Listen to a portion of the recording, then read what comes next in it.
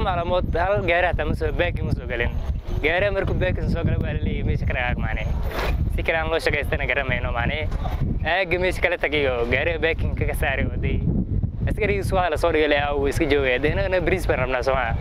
daahir ciise waxa uu ka mid yahay ku dhawaad 100 dhalinyaro xoogsata ah oo ka shaqeysan jirtay dhaqista gawaarida halkan oo ah barxadda yar ee magaalada Garowe balse muddo ka badan 7 oo aan wax shaqo ah aysan ka qaban isaga iyo saaxiibadiis oo nolol maalmeedkooda iyo midka qoyskoodaba ay ka raadsan jireen shaqada dhaqista gawaarida ayaa amar ka soo baxay dawladda hoose waxa lagu joojiyay gabi ahaanba in goobtan ay ku dhaqaan wax gawaari ah inkastoo halkan ay tahay goob caafimaad oo lagula tacaalo bukaanada ayaa haddana dhalinyaradan waxay goobtan u ahayd meel ay nolol maalmeedkooda ka raadsadaan qaar ka mid ah dhalinyaradan oo aan kula kulmay xilli ay joogeen goobtii ay ka shaqeyn jireen balse aysan wax shaqo ah haynin loona diiday in ay halkan ku shaqeystaan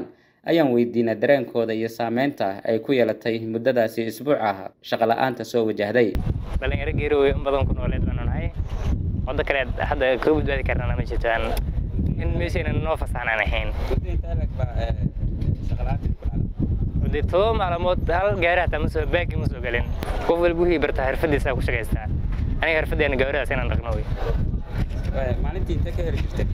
maalintii laba gaarada ay ku soo martay mid noqonaysa midna waa caadi marka maalinta weydida isku noqonaysa maalintii inta ku soo gali jirtay ilaa daa saddex gaar dhaqa $9 ilaa bar waa ka cunaysa barna meel ba dhiganaysa dadku ku soo marnadii kii saaxiibka maan soo shaqeey bal cuntaynaysa habeenkii maani waxaan u baagay meeshan in noo fasaxo hataa day ul hore mar baa la dhigay kuna borgaada kana raacdana waxa la leeyahay soo istaagin maani waan leeyahay dawladda meel noo sameeyso meel aad noo sameeyso diin neersan arna haglan hal nooma midaas waan kale dawladda hoosanta isku noqoto ku weynay meesha u fiiriyaan meel kale aan anfaana hadda ma haysano shaqo kale in magaalada qof walba waa ku shaqeystaa anaga gaarida sanadna magay waa Siciid Hussein Xasan barad galku shaqeey jiray hadda ku shaqeeyaa meesha aan diiday waan rabaa in dawladda cusub dhibto meel noo sameeyaan aan meesha noo fasaxan waxaan leeyahay lamada iska raabana xogsata amaga ilaa ma 3 bir 4 bir ma shaqeyn waxaan rabaa meel noo sameeyaan meesha noo fasaxan asway magay Ali Aleere antu way jooga waa badan roog ka kori nala badan yaa ka korti meero barado amseedkana ka meeriyo diidanyin antu qoraa ka goode oo qoraa ka goode maana hadiyo meelin ka sameeyaan hadiyo meelin sameeyaan meelantin in fasahan bas haday noo iireen meelkeen noo nijeen in ka badan 80 qof ayay ahaayeen dhalinyaradan ku shaqeysan jirtay xirfadda dhaqista gawaarida kuwaas oo noloshooda ay ku tiirsanaayeen boqolaal qoys oo ay ka masruufi jireen Sheekh Cabdinuur waxa uu ka mid yahay culimada magaalada Garowe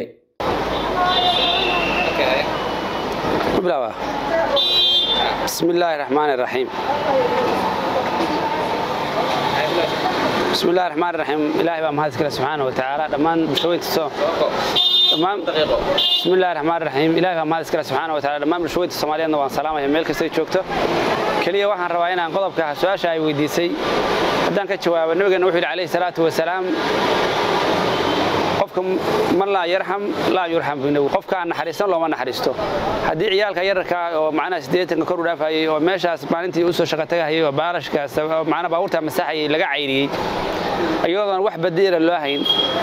oo aan dadkii waxa weeye masaakiinta ahana waxa weeye wax awal hore wadadku waa dhibanaayeen oo dhinac walba waa ka dhibanaayeen haday dhinac dhaqaale noqoto haday noqoto dhinac bulsho haday noqoto dhinac adeeg haday noqoto dhinac amni hadda marka ciyaalka yarka meesha ugu dambeysay hadda maraysa arintaasi arin diinteena ku haboon ma ahan shaqalaanta maanta ka jirtay urfiga maanta ka jirana arin waafaqayso oo adeegaysa ma ahan waxaan maadaama dawladdu had in dhawaala waxay xaalkeedu wax marayay inay mushaarkiina bixin weydo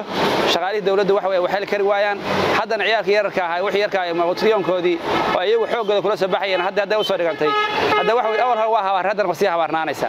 anu marka waxaan kula talin lahayaa maartay dadka arinta ku shaqada ama dawladda hoose noqon cid kale ha noqotee in Ilaahay ka baqaan oo waxa weeye ay daruurta yarka faraha ka qaadaan haday kala meel kale u sameeyaan oo maartay ay waxoodii ay ka heli karaan iyo shaqo kale ay ka heli karaan oo maartay ay baakin u diideen inay meel kale u sameeyaan ay ka shaqaysan karaan ayaguna waa shaqaysanayeen cidna ma aysan bariyeen awal dad badan baa toogsanayay hadda dibtii hore macna waxa weeye masaajidul calaanigi markii hore jiray bay sii kordhinaysaa marka waxaan leenahay arrintan waa arrin aan fiicnayn bulshada ahaanna uma fiicna dawladana uma fiicna dadkana uma fiicna waayo waxa weeye dadka dad yar masaakiin ilmada aad iyo aad u dhibaataysan baahan waxaana laga yaabaa ciyaalka yarka waxa ku tacalluqa dad ka badan calaawiil yarka maalinta baarishka soo qaaday calaawiil waxa ku tacalluqa yara waxa dad 7 qof ama 8 qof ka badan inuu habeenkii asagu dadka soo shidi jiray marka 8 qof iyo marka 8 qof lagu dhufto waa dad kor u dhaafaya kun qof kor u dhaafaya baa waxay noqonayaan diga baasaha noqonaya marka arrintaas waxa weeye waa risqi Ilaahay dadka ugu talagalay oo laga hor istaagay arrinta waxaan leeyahay laga doodaha ka joogto sanad kastaba Soomaaliya waxa sii kordhaysa tirada shaqo la'aanta dhalinyarada soo wajahaysa kuwaas oo isugu jira dhalinyarada ka qalin jabisay jaamacadaha iyo sidoo kale xirfadlayaasha